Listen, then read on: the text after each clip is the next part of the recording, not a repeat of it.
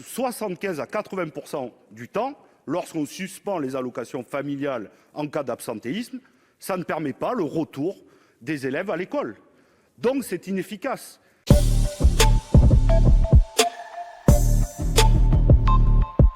Donc cet amendement permet d'envisager qu'en cas d'absentéisme, on puisse suspendre les allocations familiales. Et je le redis, puisque certains nombres l'ont dit ici, ce n'est pas un contrat sur la présence ou non des enfants à l'école. Les prestations sociales soutiennent une politique qui était universelle pour soutenir la démographie française. La deuxième chose, puisque c'est un vieux débat que vous portez et un vieux combat que vous portez, c'est de savoir à ce moment-là, est-ce que c'est efficace ou pas? Et vous avez répondu, monsieur le rapporteur, c'est qu'à 75 à 80% du temps, lorsqu'on suspend les allocations familiales en cas d'absentéisme, ça ne permet pas le retour des élèves à l'école. Donc c'est inefficace. Et nous avons un débat parce que nous avons toutes et tous à cœur, quel que soit le côté de l'hémicycle, évidemment que les élèves aillent à l'école.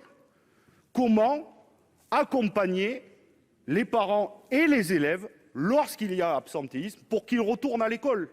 Et nous ne pensons pas que lorsqu'il y a des difficultés, parce que lorsqu'il y a absentéisme, c'est parce qu'il y a des difficultés dans la famille, et elles sont diverses et variées, qu'on enfonce un peu plus la tête sous l'eau, qu'on sortira les familles, en vérité, de leurs difficultés et permettre aux élèves de retrouver le chemin de l'école.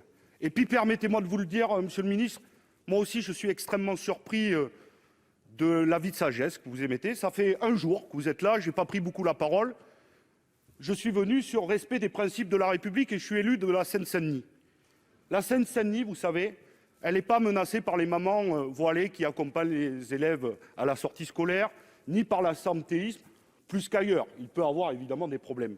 Le problème principal que nous avons en Seine-Saint-Denis, vous savez ce que c'est, monsieur le ministre?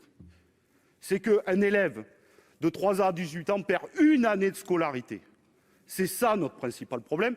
Et ce n'est pas le sénateur communiste qui vous le dit, c'est un rapport parlementaire signé par un député d'En Marche et un député LR.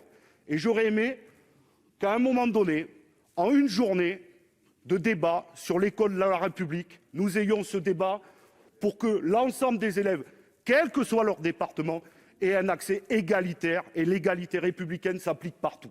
Et malheureusement, nous n'avons pas et nous finissons par un avis de sagesse sur cet amendement. Et je trouve ça bien dommage.